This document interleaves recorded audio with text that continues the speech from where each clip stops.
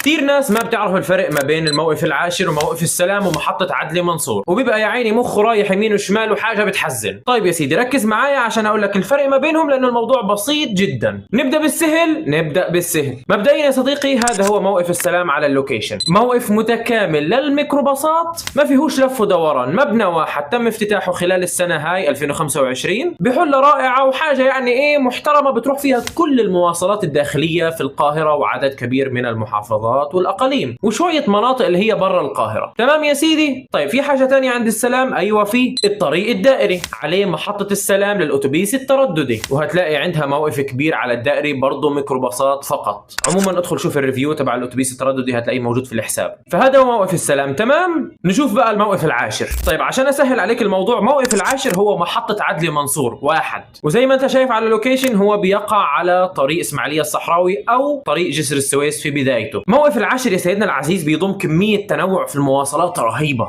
عنده موقف ميكروباصات تبع بلبيس والشروق ومدينة بدر واسماعيلية والعبور وعدد معين من المواصلات الداخلية في القاهرة، وعنده برضو المحطة المركزية لبداية مترو الخط الثالث اللي اسمها محطة عدلي منصور، وبرضو محطة عدلي منصور للقطار الكهربائي اللي بتطلع على العاصمة الإدارية، وبرضو محطة عدلي منصور للأتوبيس السوبر جيت الخاص بنقل المحافظات واللي برضو عملت عنها ريفيو ما تنساش تخش تشوف. وبرضو عندها محطة عدلي منصور للأتوبيس الترددي زيه زي موقف السلام. فبص، موقف عدلي منصور أو موقف العاشر متكامل ومهم جدا. عموما كل حاجة موضحة في الصورة قدامك، ده موقف العاشر وده موقف السلام. انت كده بقيت عارف تفرق ما بين موقف السلام وموقف العاشر ومحطة عدلي منصور، وبقيت عارف الدنيا ماشية ازاي، بحيث انك لما تبقى راكب مواصلات هتبقى عارف انت هتنزل فين وهتلاقي قدامك ايه. فاحفظ الفيديو عندك او شيره لاصحابك وبس كده يا سيدي.